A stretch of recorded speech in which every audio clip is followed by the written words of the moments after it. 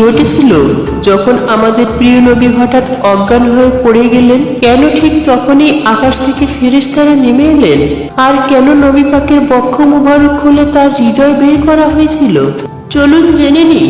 ছোটবেলা থেকেই নবীজি সাল্লাল্লাহু আলাইহি সাল্লামের মর্যাদা ও পরিচিতি বাড়তে থাকে। একদিন মরুভূমির বাতাস যেন একটু অস্বাভাবিক লাগছিল। আমাদের প্রিয় নবী মুহাম্মদ সাল্লাল্লাহু আলাইহি সাল্লাম তখন অন্য শিশুদের সঙ্গে খেলছিলেন। হঠাৎ খেলতে খেলতে তার মুখ ফ্যাকাশে হয়ে যায় এবং তিনি অজ্ঞান হয়ে মাটিতে পড়ে যান। ঠিক সেই সময় আকাশ থেকে দুজন ফেরেশতা নেমে আসেন। তাদের হাতে ছিল একটি রূপার পাত্র, যাতে বরফ ও জমজম কূপের পানি ছিল। ফেরেশতারা খুব যত্ন করে নবীজি সাল্লাল্লাহু আলাইহি সাল্লামকে শুইয়ে দেন।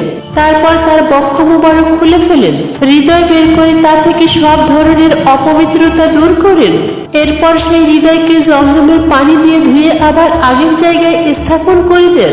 এই দৃশ্য দেখে অন্য শিশুরা ভয়ে দৌড়ে পালিয়ে যায়। দৌড়াতে দৌড়াতে তারা হালিমা সাদিয়া রাদিয়াল্লাহু আনহার কাছে গিয়ে বলে, বিবি হালিমা সাদিয়া রাদিয়াল্লাহু আনহা এবং তার স্বামী দ্রুত ছুটে আসেন। এসে দেখেন ছোট্ট নবী মুহাম্মদ সাল্লাল্লাহু আলাইহি সাল্লাম মাটিতে শুয়ে আছেন, কিন্তু তার চেহারা গোলাপের মতো উজ্জ্বল। এই দৃশ্য দেখে হালিমা রাদিয়াল্লাহু আনহার হৃদয় কেঁপে ওঠে।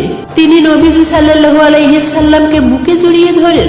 হালিমা রাদিয়াল্লাহু আনহা নবীজি সাল্লাল্লাহু আলাইহি সাল্লামকে অত্যন্ত ভালোবাসতেন। তিনি জানতেন এই শিশুর কারণেই তাদের ঘরে বরকত এসেছে।